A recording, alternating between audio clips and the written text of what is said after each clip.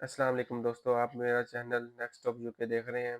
मेरा नाम जैसे कि आपको पता है कि तौसीफ़ अहमद है। अगर आप स्टूडेंट वीज़ा पर यूके आ रहे हैं या हाल ही में पहुंचे हैं तो ये वीडियो आपके लिए है। अक्सर नए स्टूडेंट्स को समझ नहीं आती कि यूके में उतरने के बाद सबसे पहले कौन से काम करने हैं। आज मैं आपको एक-एक करके सब अहम चीज़ें बताऊँगा जो आपके पहले दिन, पहले हफ्ते या पहले महीने में आपको ये करनी चाहिए। तो मैं आपका ज़्यादा टाइम वेस्ट नहीं करूँगा। तो सबसे पहले हम बात करते हैं एयरपोर्ट पर। तो जब आप एयरपोर्ट पर उतरते हैं तो एक बहुत ही लंबी आपको कतार मिलेगी। जब अगर अगर आप हीथ्रो एयरपोर्ट पे उतरेंगे तो पहले तो आपको लाइन में लगना पड़ेगा वहाँ पे। तो लाइन में कतार में लगना पड़ेगा। तो इसके बाद आप इमिग्रेशन सेंटर जाएँगे तो वहाँ पे इमिग्रेशन वाले ठहरे होते हैं। तो वहाँ पे आपको अपना पासपोर्ट, वीज़ा और यूनिवर्सिटी का कैश लेटर चेक कराना पड़ेगा। तो कभार तो वो आपका एड्रेस वगैरह भी पूछ लेते हैं, तो आपने सबसे पहले घबराना वगैरह नहीं है। तो आपने सब कुछ सच-सच जवाब देना है। तो इसके बाद जब आप इमिग्रेशन वगैरह का सब काम कर लेंगे तो इसके बाद जब आप बाहर निकलेंगे तो आप टैक्सी वगैरह बुक कर सकते हैं अपनी लोकेशन पे जाने के लिए। अगर आपका कोई दोस्त या रिलेटिव्स वगैरह इधर यूके में रह रहे हैं तो आप उनको भी कह सकते हैं वो आपको पिकअप कर लें। तो इसके बाद आपको जो सबसे पहले अहम काम करना है वो आपका बीआरपी कार्ड है।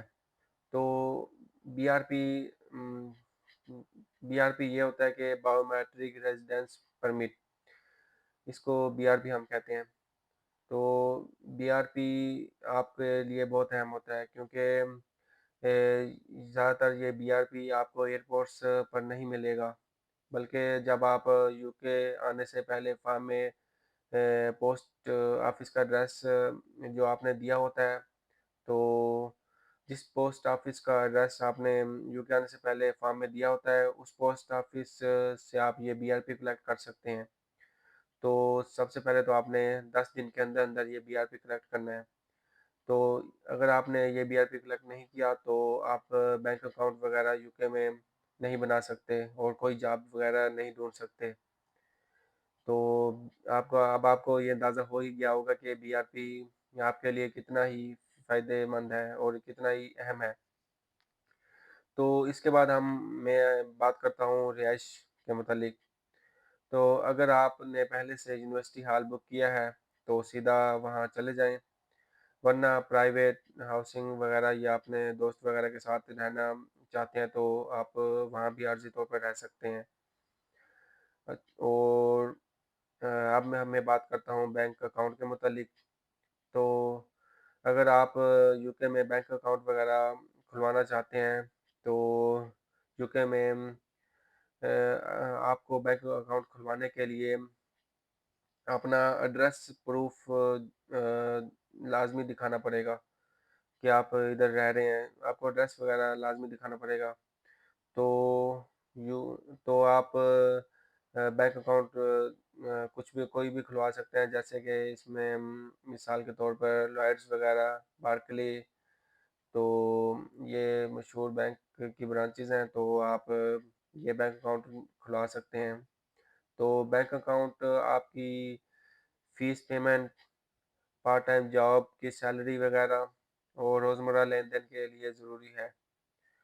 तो इसके बाद हम बात करते हैं कि सिम कार्ड के मुतालिक।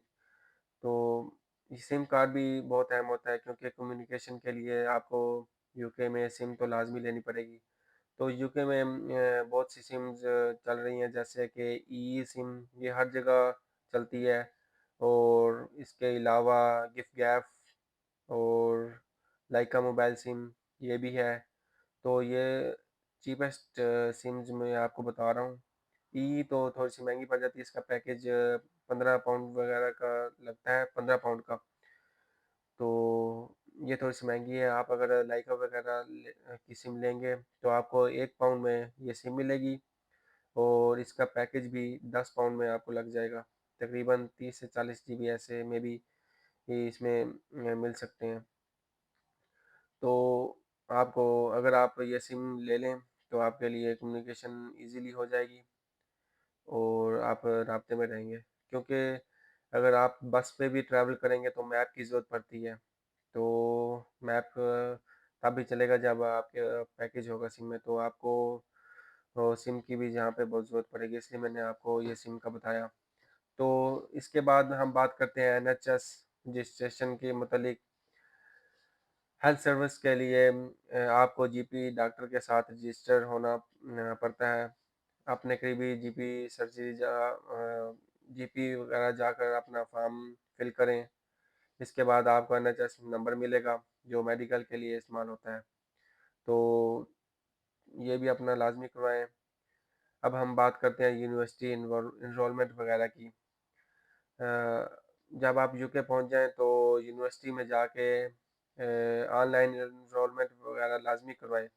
इसके बगैर आप स्टडी यूनिवर्सिटी में नहीं कर सकते। तो ये भी आपका लाजमी होना चाहिए। मैं आपको जल्दी-जल्दी बता रहा हूँ क्योंकि आपका मैं मज़ीद टाइम ज़्यादा वेस्ट नहीं कर रहा।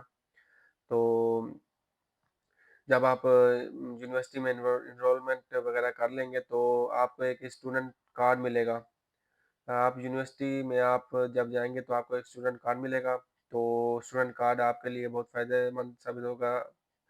ट्रांसपोर्ट ट्रैवल के लिए भी ये फ़ायदा देगा आपको और लाइब्रेरी डिस्काउंट में भी आपको ये फ़ायदा देगा। तो अपना ये स्टूडेंट कार्ड भी लाज़मी ये यूनिवर्सिटी से ले लें।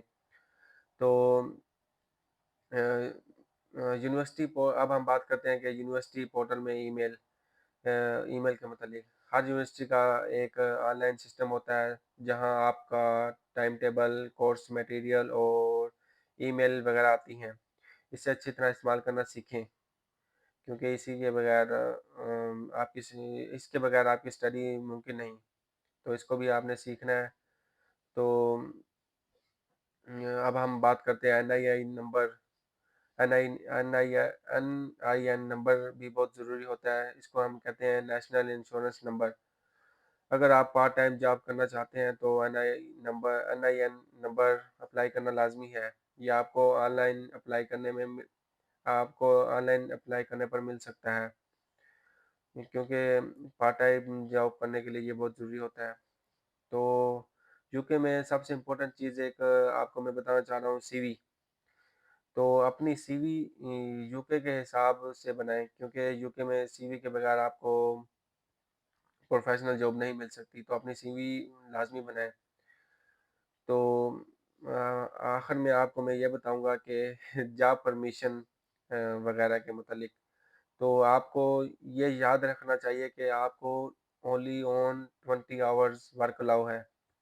तो याद रखें कि स्टूडेंट वीज़ा पर आप सिर्फ़ 20 घंटे फ़ी हफ़्ता काम कर सकते हैं। इससे ज़्यादा करने पर आपको मसला हो सकता है। तो ये आपको बहुत स्ट्रिक्टली याद रखना चाहिए। तो कुछ आपको मैं आज इज़ाफ़ी मालूमात भी दूँगा। जैसे कि आप यूके आने के बाद यूनिवर्सिटी में अपने दोस्त वगैरह बनाएँ। तो दोस्त से आपको बहुत फ़ायदा देते हैं क्योंकि आप घुल-मिल जाते हैं तो आपको अपने घर वगैरह याद नहीं आता। तो ट्रांसपोर्ट के लिए अपना अगर आप लंदन में आए हैं तो अपना ये ओस्टर कार्ड लाज़मी ट्रांसपोर्ट के लिए बनाएँ। तो ये भी तकरीबन 70 या 65 पाउंड में बन जाता है। तो ये भी लाज़मी है। ये पूरे महीने का बनेगा। तो आप लंदन में अगर ये ओस्टर कार्ड बनवा लेंगे तो जब मर्ज़ी आप ट्रैवल कर सकते हैं बस पे।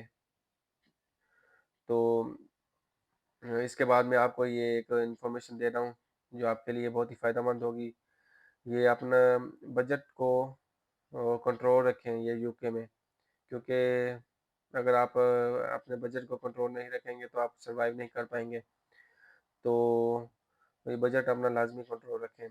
तो उम्मीद करता हूँ कि आपको ये मेरी वीडियो पसंद आएगी और को मैं नई वीडियो भी ऐसे बनाता रहूँगा ताकि आपको इन्फॉर्मेशन मिलती रहे।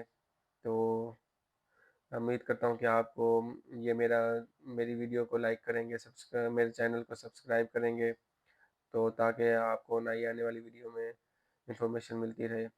तो आज के लिए इतना ही। अल्लाह हाफिज़।